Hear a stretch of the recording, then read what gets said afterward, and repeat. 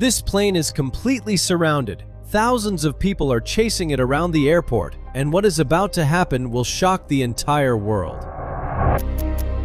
More than 100,000 people are rushing into the airport in Kabul, the capital of Afghanistan, as right now it is the only way out. The country is about to collapse, and everyone is aware of it. In the next few hours, the largest air evacuation in history will take place from this airport.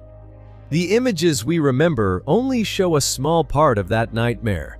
Anti-missile systems activating to protect the airport, collaboration among the military, U.S. soldiers and the Taliban, and a terrible attack at the worst possible moment.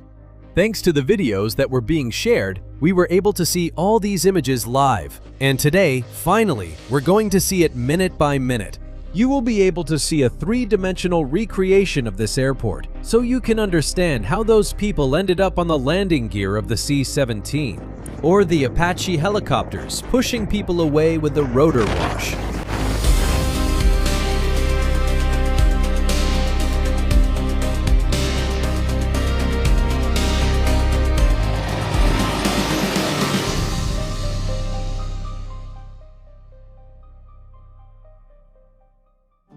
The United States military presence in Afghanistan lasted continuously from 2001 to 2021. In those 20 years, 4 presidents occupied the White House.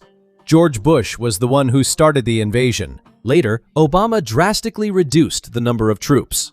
With Donald Trump came the plan for a total withdrawal, since the Afghan government was considered consolidated, or at least that's what was believed. But Trump's term ended before he could complete the withdrawal, and everything was resolved a few months later, with Biden already in power. The idea behind the withdrawal was to organize it calmly, to avoid what happened in South Vietnam when the Americans left in 1973. Terrible scenes where people rushed onto the helicopters to escape the country in the face of the imminent arrival of North Vietnamese forces. To ensure a smooth exit, the Doha Agreement was signed in February 2020 between the United States and the Taliban, in which Washington committed to leaving Afghanistan within 14 months, setting the deadline for May 1, 2021. In exchange, the Taliban agreed not to support extremist or terrorist groups and to drastically reduce attacks on U.S. military personnel or other allies.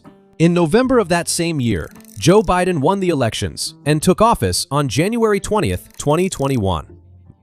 By then, the United States only had 2,500 troops in Afghanistan. In his initial statements, Joe Biden confirmed the withdrawal date for May 1st, but on March 25th, he announced that they would not be able to meet that deadline. Shortly after, on April 14th, Joe Biden stated that the withdrawal would begin on May 1st and would be completed by September 11th, coinciding with the 20th anniversary of the 2001 attacks. The Taliban strongly rejected the postponement and warned that starting from May 1st, they would consider themselves entitled to carry out attacks, since the violation of the agreement by the United States regarding the withdrawal date gave them the green light to break it as well. And it's really from this point that everything started to falter, when on May 1st, the Taliban launched a massive offensive against the Afghan government. Within a matter of days, they began to conquer territories, and the Americans, already in withdrawal mode, couldn't stop them. Week after week, the number of regions falling kept increasing. By mid-June, everyone was already aware that the fall of the government was inevitable, although it was thought that it would happen over the course of several years. But shortly after, on July 8th, Joe Biden surprised everyone by announcing that the deadline for withdrawal was moved up to August 31st, convinced that by September 11th, the government would have already collapsed. Throughout July, many coalition countries began to withdraw their military personnel. The Americans, for their part, abandoned Bagram Air Base north of Kabul, the base they had relied on all those years. At first, this move was surprising since it seemed they would carry out the military evacuation from there. But it was 50 kilometers from the capital, so the logistics were complicated. The decision to abandon this base was to concentrate all efforts on Kabul's Hamid Karzai International Airport, located just 4 kilometers from the U.S. Embassy. On August 12, Faced with the relentless advance of the Taliban, the United States announced the deployment of 3,000 soldiers to Kabul to evacuate the embassy and ensure its security during the process. These were Marines mobilized directly from a military base in Bahrain. By then, the only way out of the country was Kabul airport. All the land borders were under Taliban control, and even though there were months to prepare for the withdrawal, a chain of bad decisions and bureaucracy slowed progress, and everything was about to fall apart. The established order during the evacuation was to get American citizens out first, then the diplomat, and then it would be the turn of the Afghans who had collaborated during all those years, for whom special visas were issued, known as SIV. Fourth, citizens of allied countries would be evacuated. And finally, vulnerable Afghans, such as women or journalists. The Allied countries also began to plan their evacuation processes, but none of them had as much personnel stationed in Kabul. That's why it was really the United States that was racing against the clock. On August 13, the first troops arrived at Kabul airport. These were the Marines who had been sent the day before from Bahrain. The next day, August 14, the flights began. Helicopter flights began from the airport to the United States Embassy, where sensitive documents were being destroyed, such as visa authorizations, since these were only granted to those who had collaborated with the United States. If those papers fell into the hands of the Taliban, they would know exactly who to go after. Meanwhile, the international airport was operating relatively normally. Scheduled flights were taking off and landing. At that time, people could still escape the country by buying plane tickets, although the chaos was starting to increase. And suddenly, on August 15th, everything changed.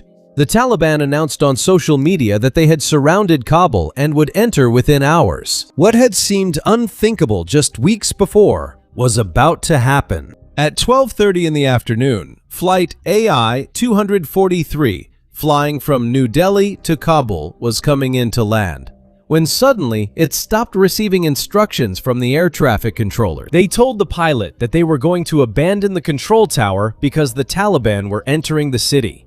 In response to this, the US military, who were already at the base, began to carry out air traffic control duties from an improvised station at the airport. Several other flights faced the same situation. Some returned to their departure airports. Others waited. And later, when the military began to handle air traffic control, they were able to land. At that very moment, when the control tower was evacuated, there were other planes that were getting ready to take off. That was the case with Pakistan Airlines flight PK-6252, which was on the ground with its engines already running, when it suddenly received a radio message to wait because the tower was being evacuated. Later, the Americans resumed operations and began giving takeoff orders to several planes. But when it was PK-6252's turn, they told him to shut down the engines because civilian operations at the airport had been canceled. At that very moment, the pilot contacted his airline directly so they could make the necessary calls. He waited a few minutes and, not receiving a response, the captain of the plane, after talking with the co-pilot, made the decision to take off without permission, with the goal of getting everyone on board to safety. This is just one of the many stories that happened during those days. Later that day, there was another announcement on social media that would trigger total chaos. The president of Afghanistan had left the country, which confirmed that there would be no resistance. The Taliban were in charge of the nation. After 20 years of war, the situation was exactly the same as in 2001. Those who feared for their lives headed at that moment to the only place from which they could escape, the airport, which gradually filled with people. Let's take a brief pause to understand how the flow of people worked during the days of the evacuation. The United States mobilized several transport planes, such as the C-130 Hercules and the C-17 Globemaster, to get as many people out as possible. But it might seem strange because they didn't use the monstrous C-5 Galaxy for this, which is the largest military transport plane the United States has. The explanation for this is that it is very maneuverable and is prepared to perform tactical maneuvers and evade threats if necessary. On the other hand, the C-130 and the C-17 can do that. A tactical landing consists of approaching the runway from a considerable height and then dropping down at the last moment. On the other hand, a tactical takeoff consists of taking off in the shortest possible distance, leveling the plane, continuing to gain speed, and finally pulling up. This way, the plane leaves the ground as soon as possible and then climbs very quickly since it has gained a lot of speed. These transport planes would be filled with people and would carry them to safe territory. But they wouldn't fly directly to the United States. Instead, they would take them to military bases in the area, and from those bases, they would fly to the United States or other allied countries. This was done to increase the frequency of flights departing from Kabul. The C-5 Galaxy planes were indeed used to maintain the logistics chain at the intermediate bases, bringing the necessary materials from the United States. Many other countries helped with the evacuation process. It wasn't just coalition countries, but many nations got involved in this crisis. In the United States, there is the Civil Reserve Air Fleet, a government program that allows the activation of commercial airlines from different airlines in extreme situations. It has only been activated 3 times. La historia, y aquel agosto de 2000. That was the 3rd time. In total, 18 planes from several American companies were used. Let's go back to the timeline now, because on August 16th, something historic happened. In the early hours of August 16th, a C-17 loaded with military equipment arrived in Kabul. The mission of this aircraft was not to evacuate personnel. However, the chaos at the airport was increasing by the minute, and people began jumping into the cargo bay of the plane as they were preparing to take off with the rear ramp open. Once the plane was full, the rear door was closed, and shortly after, the aircraft took off at around 1 in the morning. A few hours later, upon landing in Qatar, 823 people were counted on board. This plane is certified to carry 400 soldiers. In other words, the carrying capacity was doubled. The photo you can see on the screen is from that flight. It may seem trivial, but from the point of view of the plane's stability, this flight was critical because the pilots made the decision to take off without knowing how many people were on board, and therefore, without knowing the weight of the plane. This meant that they wouldn't know the stall speed of the aircraft and other very important values for a flight. As many people saw that jumping onto the planes had worked, word spread, and in the next few hours, the airport was completely overrun by crowds desperate to escape at any cost. Satellite images taken at 10:30 in the morning show the absolute chaos on the runway. In the days before, the airport had been divided in 2, the southern part for commercial planes and the northern part for military planes. All the civilians gathered at the south gate trying to enter the airport.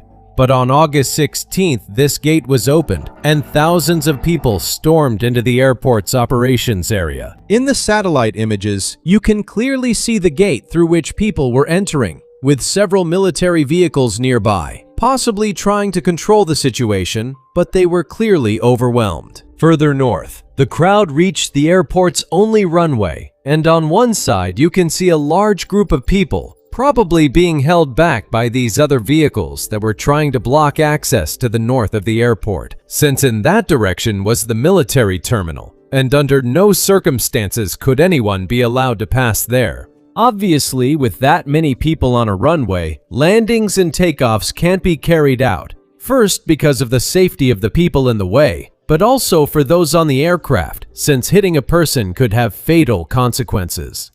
For that reason, you can see how there are 2 planes waiting to enter the runway, but in the end, they had to go back to their parking spots because with all the chaos, airport operations were stopped. The situation was extremely serious. There were still thousands of people left to evacuate, but not a single plane was taking off because of the chaos on the runway. The United States Army started using their Apache helicopters to fly low and clear people out of the way. About 2 hours after the satellite photo, the runway was clear enough to resume operations. Therefore, a C-17 from the United States Air Force that was in the area was able to land. This plane was carrying supplies to support the logistics for the following days.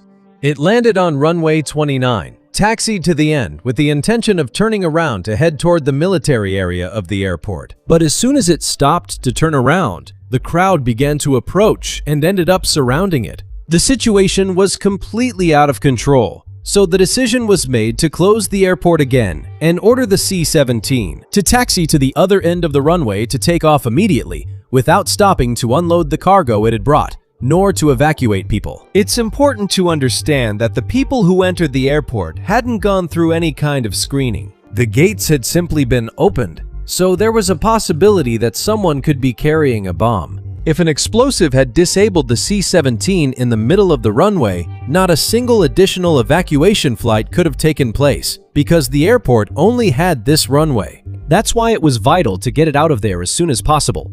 And you didn't even need a bomb to stop it. It was enough for someone to throw something into the engines to damage them. Thanks to the high wing configuration, people on the C-17 were quite far from the engines. If it had been a commercial airplane, the probability of someone being sucked in would have been quite high. In the process of heading to the other end of the runway, the plane accelerated slightly to taxi faster than people could keep up with.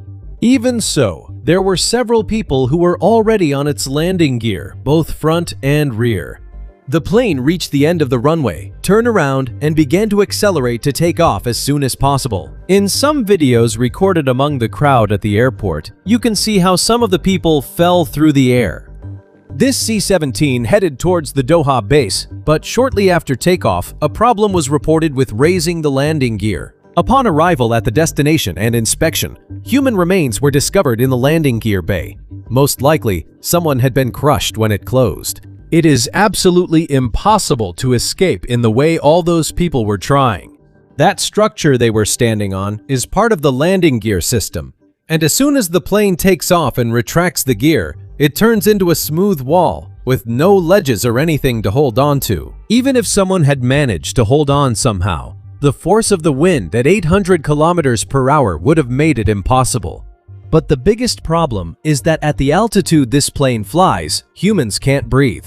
Even if you find a space inside the landing gear bay, the lack of oxygen and the extreme cold.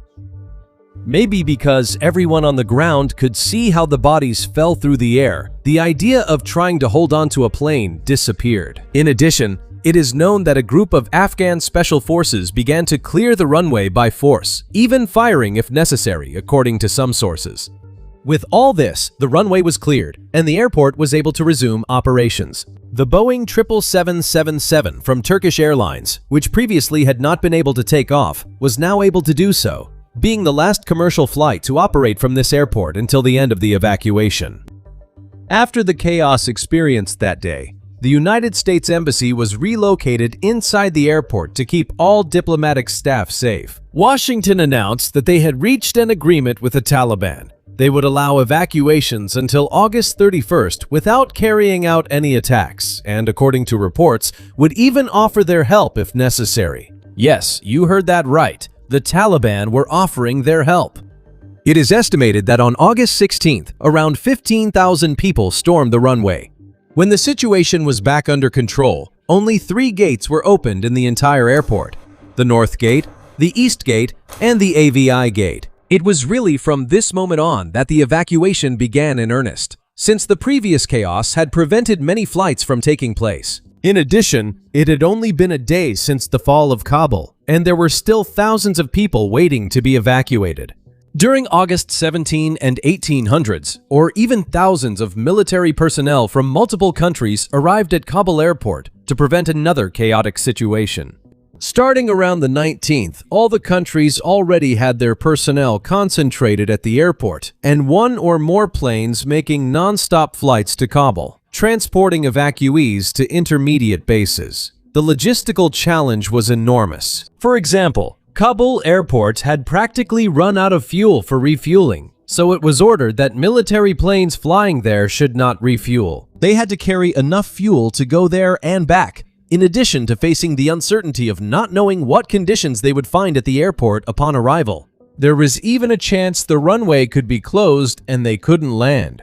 To support this entire process, the United States also deployed several aerial refueling planes to supply fuel to the aircraft that were sent to the airport.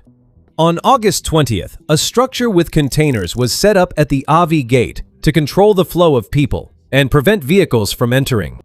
This gate was the most important of the 3. And now we'll see why the container structure had this geometry. The British soldiers were stationed in the Baron Hotel complex, which was right next door. That's why they chose to use the AVI gate, since it was very close to the British, and they could help.